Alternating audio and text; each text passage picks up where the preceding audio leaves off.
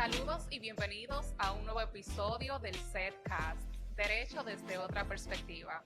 Yo soy Audrey Bremont y en esta oportunidad abordaremos uno de los aspectos más relevantes del ejercicio legal, la abogacía y los conceptos éticos. Y para ello nos honra contar con la presencia de un invitado sumamente especial. Él es un destacado abogado dominicano especializado en derecho penal, conocido por su participación en casos de alto perfil en la República Dominicana. Uno de los casos más conocidos en los que participó fue el de Meli Peguero, donde fungió como abogado de la familia de la víctima. Este caso, como ya sabemos, atrajo una gran atención mediática debido a la naturaleza trágica del crimen y la búsqueda de la justicia. Nuestro invitado es conocido por su dedicación a la defensa de los derechos humanos y su enfoque en lograr justicia para las víctimas de delitos graves. Además de su labor como abogado, es una figura activa en los medios de comunicación, ofreciendo análisis legales y contribuyendo al debate público sobre temas jurídicos en el país. Para este tema, no pudimos elegir a una mejor persona. La bienvenida al Setcast a José Martínez Hoppelman. Bienvenido. Muchísimas gracias por la invitación. Es un placer llegar a los oídos de todos los estudiantes de esta que fuera mi alma mater. Así es, nosotros encantados de que usted haya aceptado nuestra invitación y esté con nosotros en el día de hoy. Vamos a iniciar inmediatamente, pues, con la destacada trayectoria que conocemos. Tiene usted en el área penal, también su participación en diversos casos de los más discutidos en la República Dominicana, su firme compromiso con la defensa de los derechos humanos, que es algo que ha sido pilar en su carrera.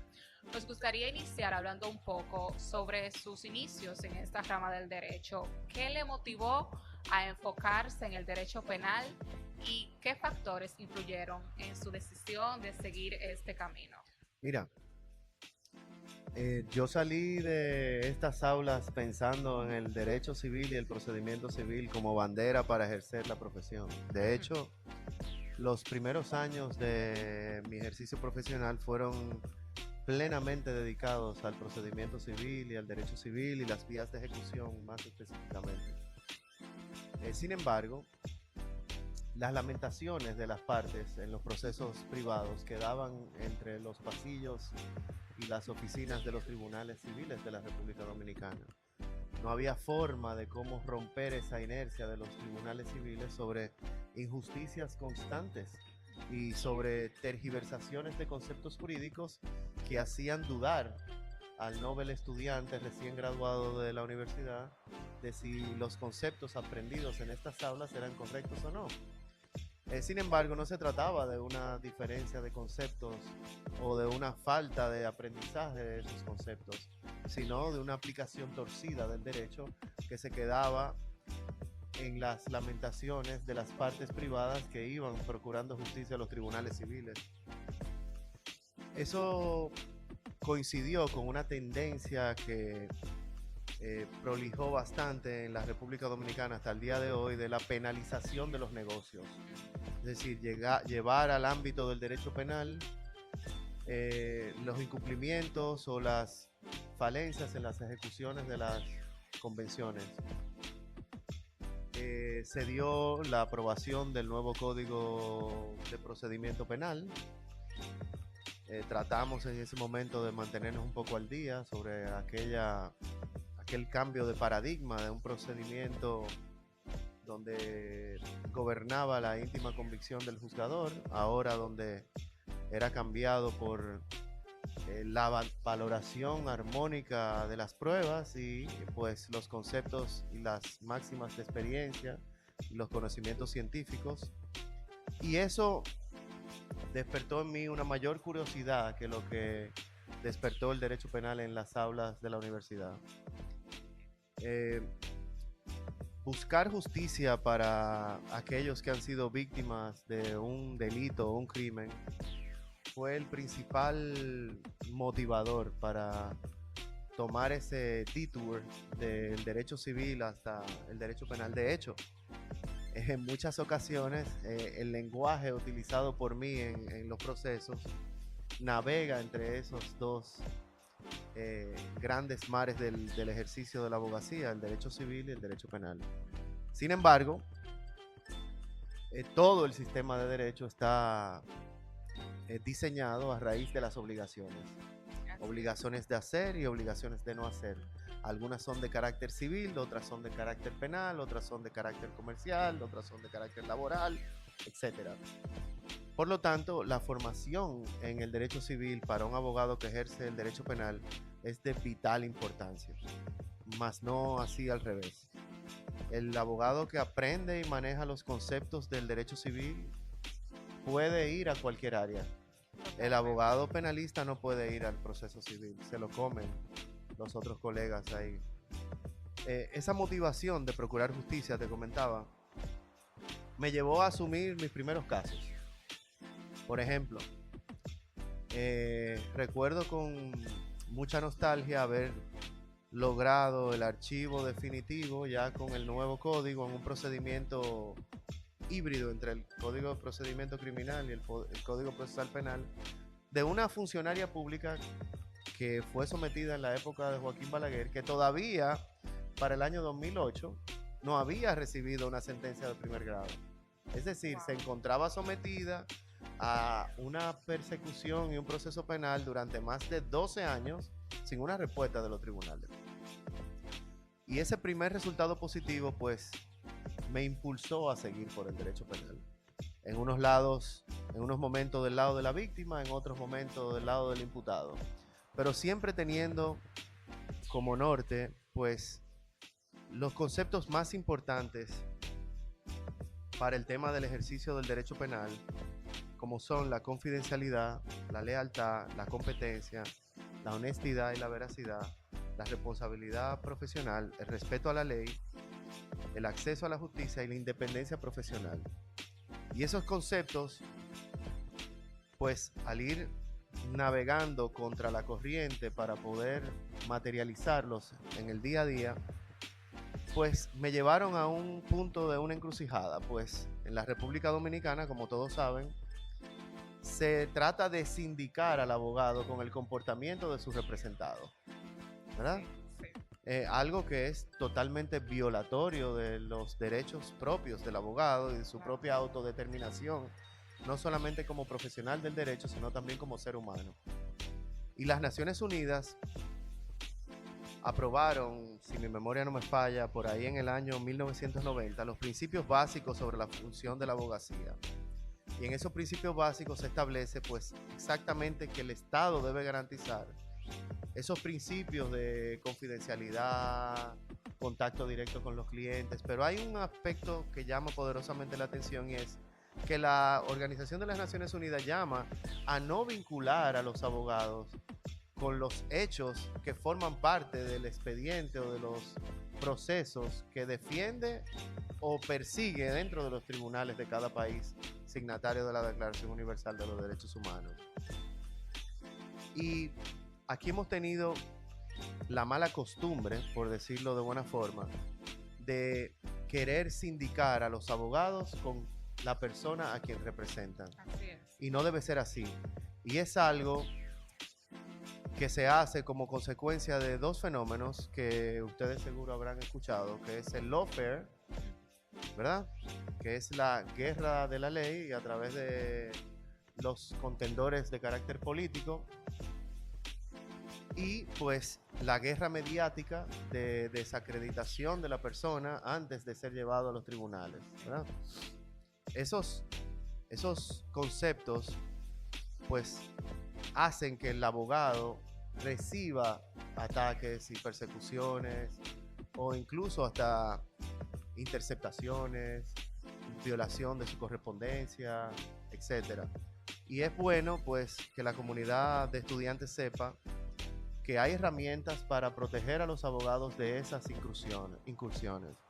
Hay herramientas que permiten a los abogados poder ejercer su profesión con confidencialidad, con honestidad, con contacto directo con sus clientes y sin que el Estado pueda interferir en ello. Recuerdo con sobrada preocupación cómo en uno de los casos sonoros de estos últimos 4 años, como un abogado bastante conocido y que de hecho también es profesor de esta universidad, pues se preocupaba por el hecho de que los organismos de inteligencia, por el mero hecho de él representar a un imputado, tenían apostados fuera de su casa, fuera de su oficina personal para verificar cuándo entraba, cuándo salía, con quién se reunía, etc. Y la realidad es que eso crea mucho desasosiego, Claro. crea mucha preocupación, pero aferrados a la ética y al buen comportamiento profesional, los abogados no deben tener miedo a eso, puesto que los hechos cometidos por una persona no pueden ser atribuidos a otra. Por supuesto. Y hay una línea bien definida y bien clara entre lo que es la representación legal y lo que es la complicidad. Son cosas totalmente separadas y la representación legal viene post la ocurrencia de los hechos y la complicidad en el sistema dominicano viene pre la ocurrencia de los hechos. Entonces, no sé si he respondido bien tu pregunta, creo que me he alargado un poquito. No, pero perfecto, porque justo estamos hablando acerca de esos conceptos que son fundamentales para el estudiante de Derecho que nos está escuchando en este momento, y qué bueno también conocer tu historia, tus inicios en esta área del derecho, donde debe de primar la ética, que es el tema que nosotros en el día de hoy pues estamos abordando. Y hablando justo de esto, desde tu perspectiva, ¿cómo consideras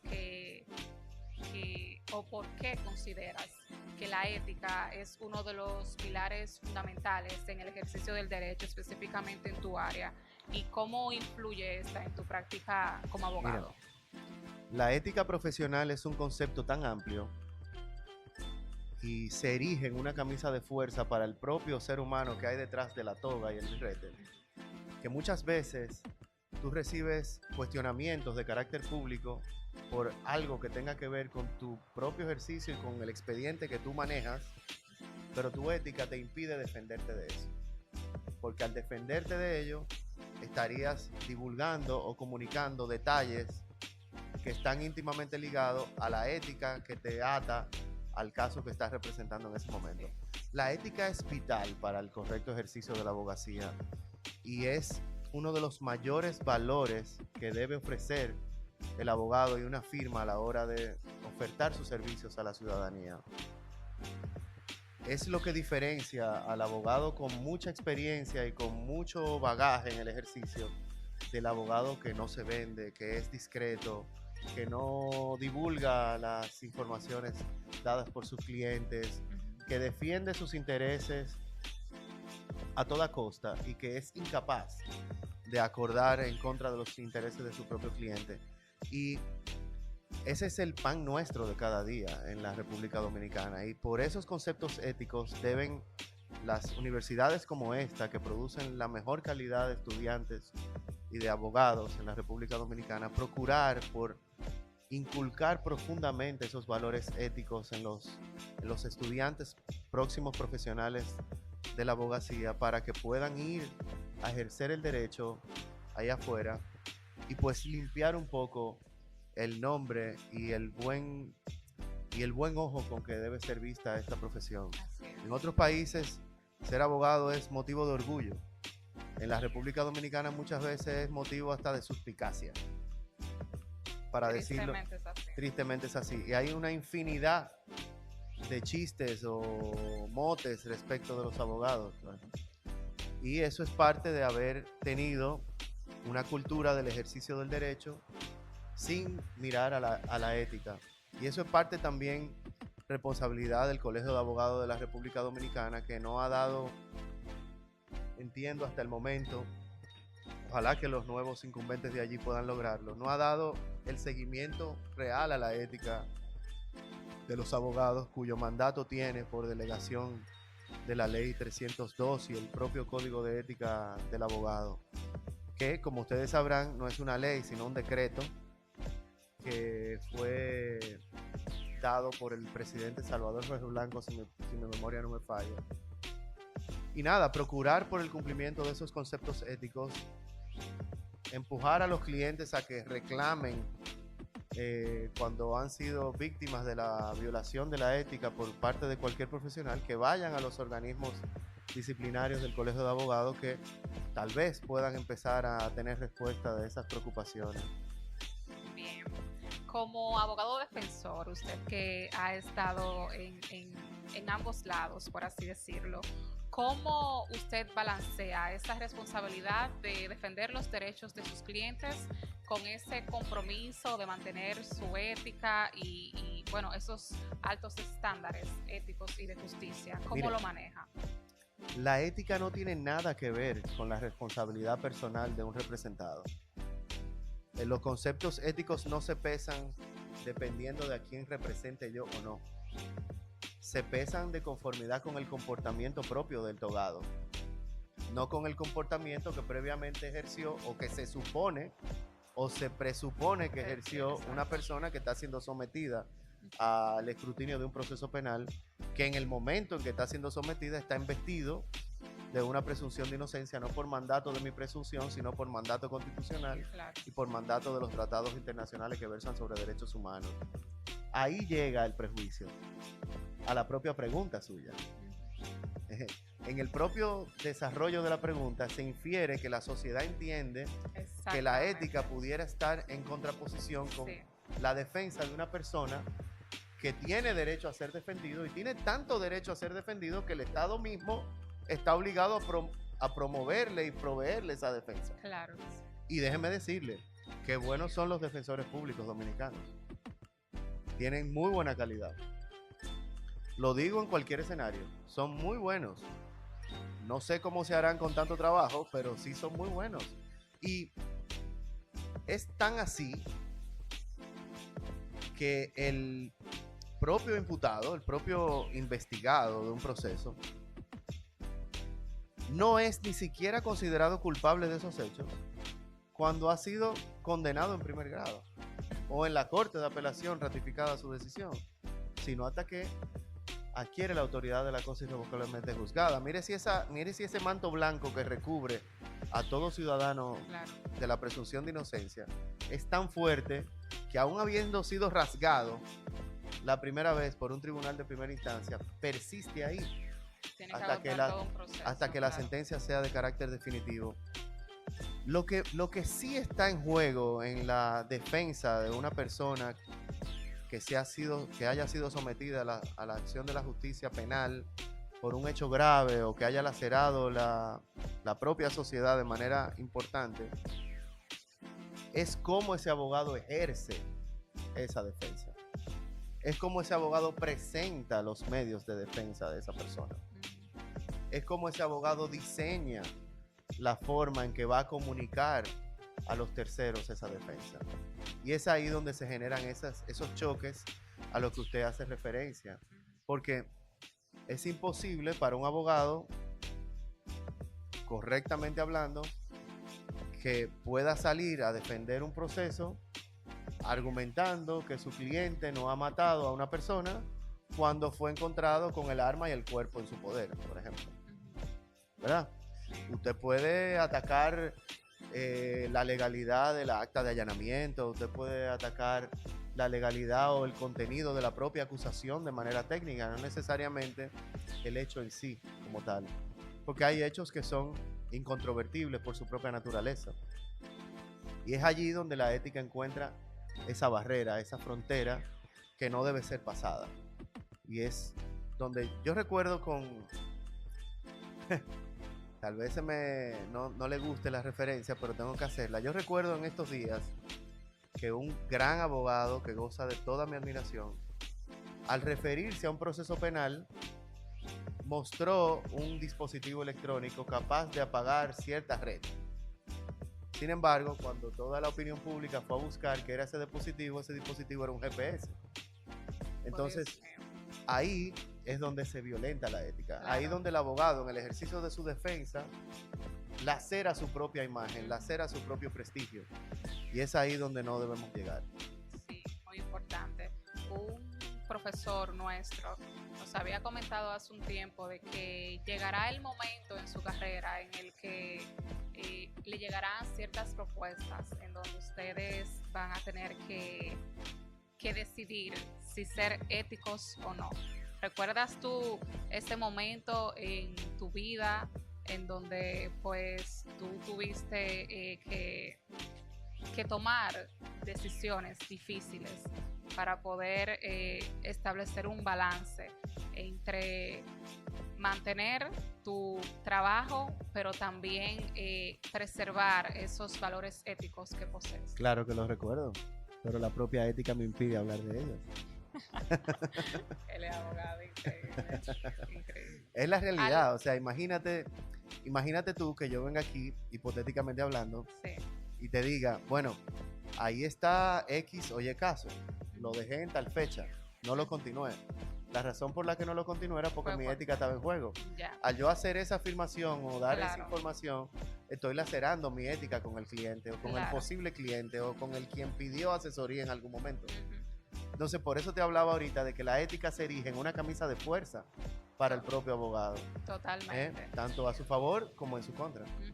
Pero este momento en el que uno como estudiante sale a la vida real, por así decirlo, a lo que verdaderamente es, no la teoría a la cual estamos nosotros acostumbrados, sino que ya tú llegas a la realidad.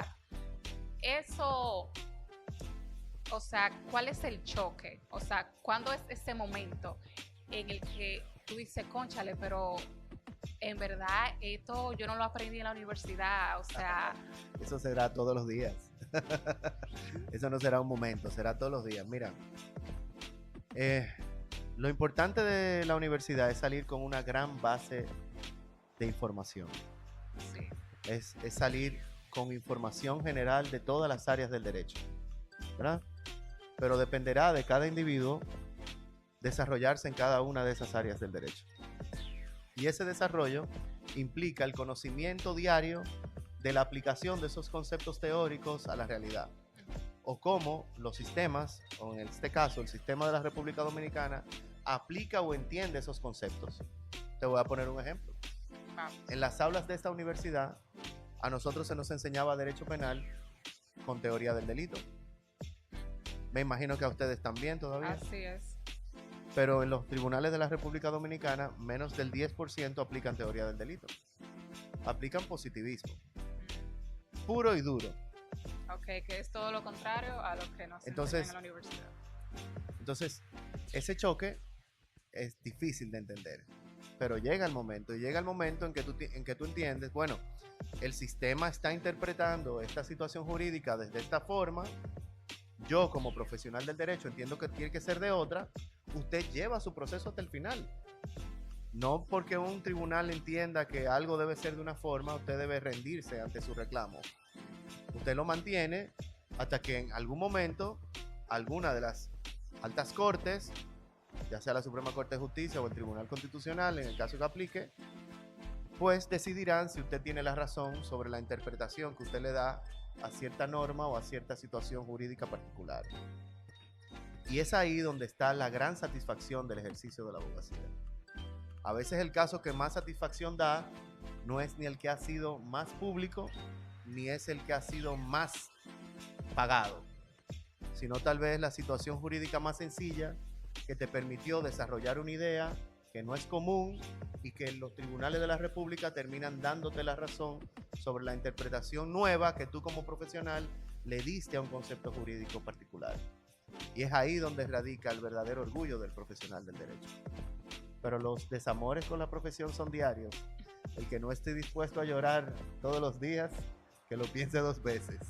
Es muy importante que nosotros como estudiantes y futuros profesionales de esta carrera que es tan demandante, pues conozcamos todas las implicaciones pues sociales, mediáticas a las cuales nos tendremos que enfrentar. Así que qué bueno que usted nos vaya adelantando lo que viene. Ese consejo, esta recomendación que usted le daría a esos estudiantes y también a esos recién abogados que inician su carrera sobre cómo mantener la ética a pesar de todo, cómo mantenerla. No se mezclen con los asuntos de sus clientes. La recomendación siempre tiene que ser amparada en el concepto legal. Y recordar siempre algo. El destino del cliente no necesariamente tiene que ser el destino del abogado. Entonces, los clientes tomen sus decisiones, los abogados solamente dan recomendaciones. Entonces, si usted separa esas dos cosas, el camino es un poco menos tortuoso. Excelente. Bueno, para cerrar vamos a hacer una ronda rápida de preguntas cortas. Eso es breve, simple y sencillo. Un abogado o abogada que le inspire en su ética. Wow, o por qué gran su ética. pregunta. Qué gran pregunta. Mira, yo entiendo que el profesor Milton Rey Guevara es una persona que me inspira demasiada confianza. No solamente fue mi profesor de Derecho Constitucional aquí, cuando ni siquiera se pensaba en un tribunal constitucional. Lo que nosotros discutíamos en las aulas era si era mejor especializar una sala de la Suprema Corte de Justicia a la creación de un tribunal constitucional. Por ahí, por el año 1999, ¿verdad? Posteriormente a eso, él dirigió el Tribunal Constitucional y lo llevó al estandarte de niveles internacionales que tenemos hoy en día. Y eso lo hable. Él se quitó su sombrero de político y ejerció su función de juzgador con bastante ética. Creo que nadie puede criticarlo ni señalarlo por ese motivo. Y por eso, para él, aunque no me lo haya pedido, ese es el personaje a quien yo pudiera decir que su ética me inspira. Definitivamente, estamos totalmente de acuerdo. Un principio ético que nunca comprometería su carrera. Wow, otra pregunta buena también. Dejaron lo mejor para el final. Un principio ético que nunca comprometería con mi carrera. La confidencialidad.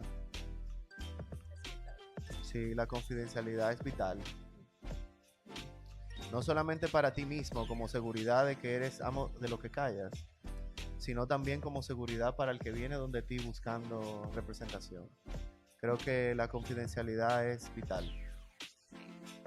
El mayor reto ético que has enfrentado como abogado, que tiene mucho que ver con la pregunta que les realicé ahorita, pero quizá alguna situación en la que usted se vio comprometido o su ética se vio comprometida. Wow. El otorgamiento de un principio de oportunidad a una persona que había tenido una participación menor en la ocurrencia de un hecho punible. Había que decidir entre esa persecución mínima o la persecución mayor.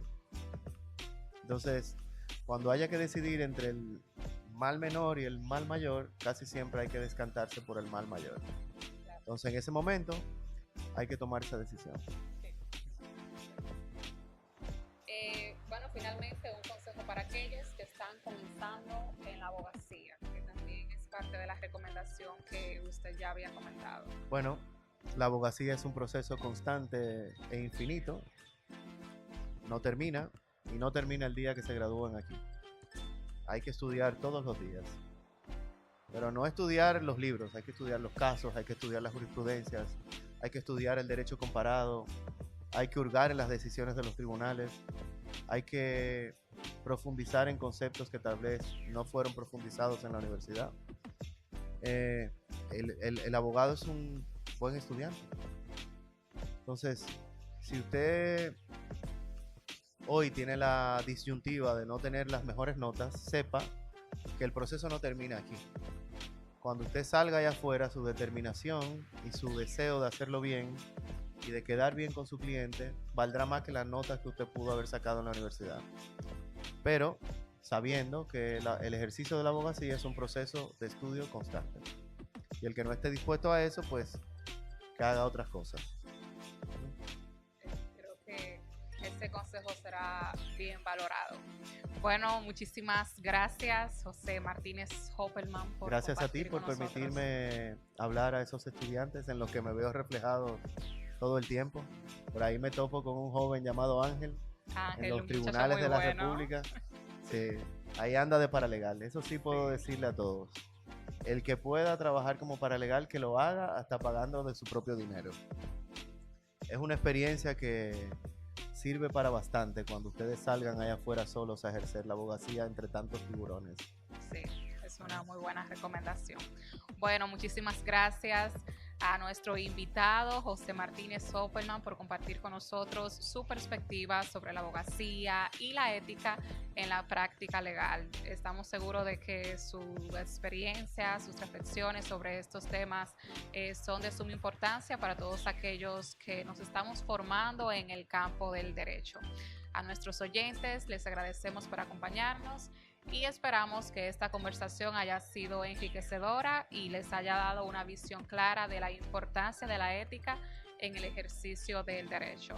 No olviden seguirnos en nuestras redes sociales para estar al tanto de nuestros próximos episodios. Nos vemos en el siguiente episodio del CEDcast. Hasta la próxima.